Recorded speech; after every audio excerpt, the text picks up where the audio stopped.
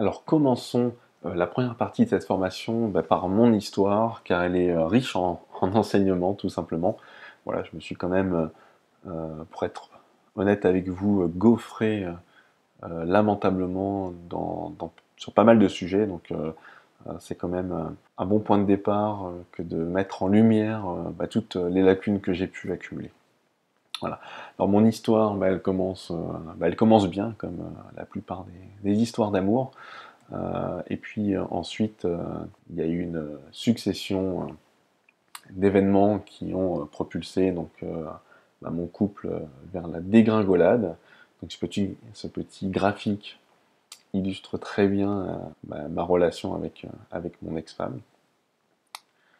Donc voilà, donc nous avons été ensemble 4 ans avant de nous marier, et ensuite nous avons enchaîné donc 8 années de mariage complètement en dents de scie, mais en dents de scie descendante.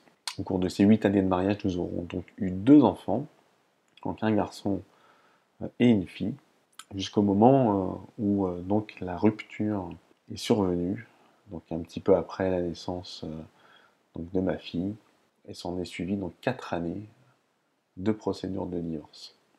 Alors au moment de la séparation, tout se passait très bien et franchement j'étais très très confiant car nous avions un accord sur tout.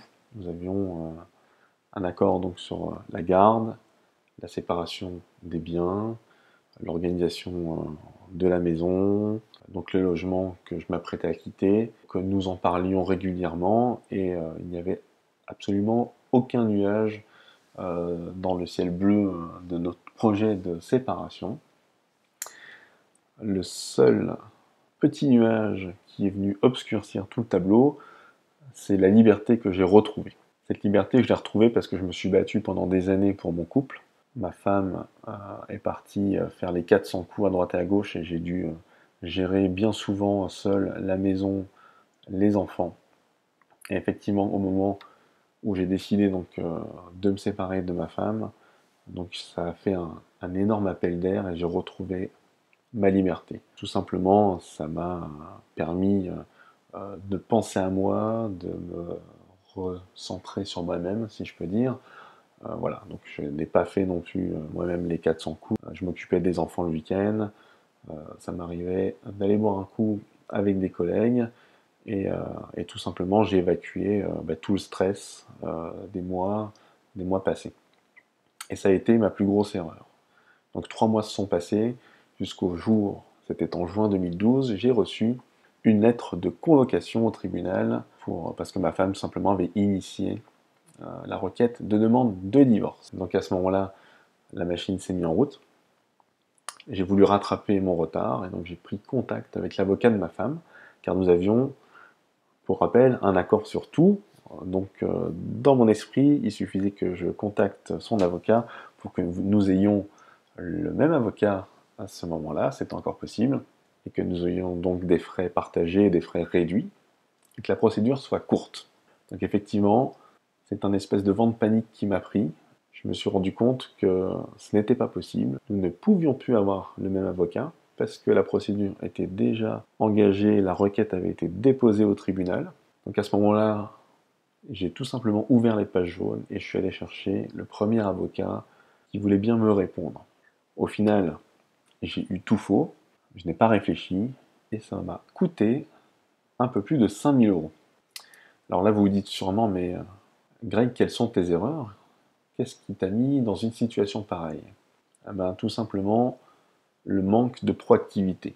C'est-à-dire qu'au moment où j'ai décidé de me séparer de ma femme, au lieu d'être actif et d'avancer sur le sujet et de mener l'action jusqu'au bout, ma démarche jusqu'au bout, et de moi-même prendre un avocat et d'initier la procédure de divorce, je n'ai rien fait, j'ai préféré penser à moi, j'ai été tout simplement pris par des choses et des activités beaucoup plus positives et qui me tourmentaient moins.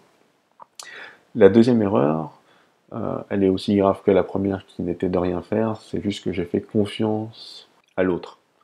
Alors j'ai fait confiance à l'autre parce que dans mon esprit, c'était absolument pas elle qui allait initier cette requête de divorce. Et comme nous étions en accord sur tous les sujets, il n'y avait juste simplement pas lieu qu'elle le fasse sans me le dire, ou que moi je fasse cette démarche sans lui dire. Donc la deuxième erreur, la confiance dans votre conjoint.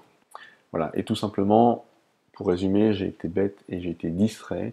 J'ai préféré m'occuper de choses futiles, sans importance, plutôt que de rester focalisé sur ce qui allait avoir un impact sur ma vie de manière assez négative pendant 4 années. J'ai préféré en profiter, pour résumer la situation. Donc quel conseil je peux vous apporter issu de mon histoire?